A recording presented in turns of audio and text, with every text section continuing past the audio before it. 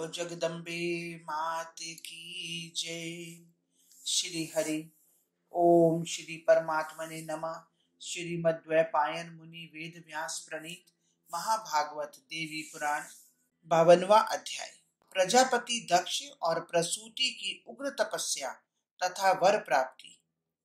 दक्ष और प्रसूति का गोकुल में नंद और यशोदा के रूप में जन्म लेना। श्री नारद जी बोले, देवकी के गर्भ से बालक रूप में प्रादुर्भूत होकर साक्षात भगवती गोकुल में नंद गोप के घर में किस कारण से निवास करती थीं? पूर्व जन्म में ये नंद कौन थे और उनकी पत्नी यशोदा कौन थी? इन्होंने पूर्व काल में ऐसा कौन सा तप किया था जिससे श्याम सुंदर रूप वाली महेश्वरी काली को बालक रूप से प्राप्त किया? यशोदा के गर्भ से अपने अंश से उत्पन्न ये देवी भगवती दुर्गा पैदा होते ही क्यों चली गई? उन्हें न तो माता यशोदा ने देखा, न पिता नंद ने जाना। प्रभु, जिस तरह से उत्पन्न हुई, उन्होंने जैसी लीला की, इन सब के पीछे क्या कारण है? पार्वती नाथ, जगतपते, यह सब मुझे बताइए। श्री महादेव जी बोले, वत्स महामते, आपने जो पूछा है वह सब मैं आपको यथावत कहूंगा। मुनि श्रेष्ठ, आप एकाग्रचित्त होकर सुनिए। पूर्व काल में दक्ष प्रजापति ने सती के विरह से दुखी होकर उन्हें परा प्रकृति जानकर मन में ऐसा सोचा कि मैंने उग्र तप से जिन आद्या पराशक्ति को कन्या रूप में प्राप्त किया था, उन्हें अपने अविवेक के कारण न जानते हुए तथा शिव निंदा करने के कारण मैं उनसे वंचित हो गया। मैं तपस्या करके पुनः वैसा प्रयत्न करूंगा जिससे वे भगवती पुनः मेरे यहाँ आविर्भूत हों। मन में ऐसा निश्चय करके दक्ष प्रजापति ने हिमालय के उत्तम शिखर पर जाकर 100 दिव्य वर्षों तक भगवती की आराधना की। मुनि श्रेष्ठ, उनकी पत्नी प्रसूति ने भी दीर्घ काल तक उसी प्रकार भक्ति पूर्वक परमेश्वरी से प्रार्थना की। उन दोनों की तपस्या से प्रसन्न होकर भगवती परमेश्वरी प्रकट हो गई और बोली, तुम दोनों का जो अभीष्ट हो उसे मांग लो।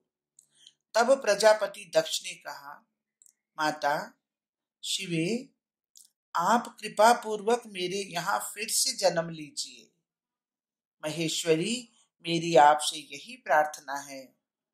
प्रसूति ने कहा, माता शिवे, मैं वात्सल्य स्नेह से युक्त होकर आपका पालन करूं, इसी अभीष्ट के लिए यही मेरी आपसे प्रार्थना है।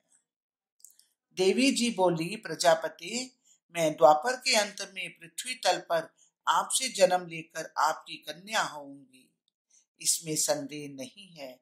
किंतु भगवान शिव के प्रति पूर्व में आपके द्वारा किए गए अत्यंत निंदा परक कृत्य का स्मरण कर कन्या स्वरूपिणी मैं आपके घर में नहीं रहूंगी।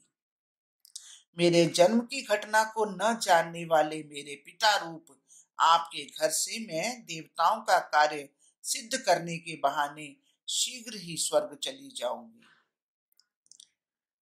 माता प्रसूति, आपने मुझसे यह जो प्रार्थना की है वह भी निश्चित रूप से पूर्ण होगी, इसमें संशय नहीं है। मैंने प्रजापति कश्यप और अदिति को भी वर प्रदान किया था कि मैं द्वापर के अंत में आप दोनों के घर में स्वयं पुत्र रूप में जन्म लूंगी। उस समय मैं आपके उस तपस्या का फल प्रदान करने के लिए कुछ दिन लीला पूर्वक आपके घर में निवास करूंगी। महादेव जी बोले, मुनि श्रेष्ठ, ऐसा कहकर सृष्टि पालन और संहार करने वाली वे भगवती उन दोनों के देखते देखते अचानक अंतर्धान हो गई। वे ही दक्ष नंद हुए और उनकी पत्नी भी यशोदा हुई। इसी कारण से यशोदा के गर्भ से उत्पन्न वे देवी भगवती जन्म लेते ही अंतरिक्ष में चली गईं। महामुने, साथ ही देवकी के गर्भ से उत्पन्न होकर श्याम सुंदर रूप वाली उन भगवती ने कुछ समय तक सुरम्य गोकुल में निवास किया था। हरिओम तत्सत, हरिओम तत्सत। इस प्रकार श्री महाभागवत महापुराण के अंतर्गत दक्ष प्रसूति नंद यशोदा जन्म वर्णन नामक 52वां अध्याय पूर्ण हुआ। बोलो जगदम्बे मात की जय। जो कुछ पढ़ा गया, सुना गया, सोचा गया, समझा गया, सब कुछ श्री कृष्ण अर्पणमस्तु।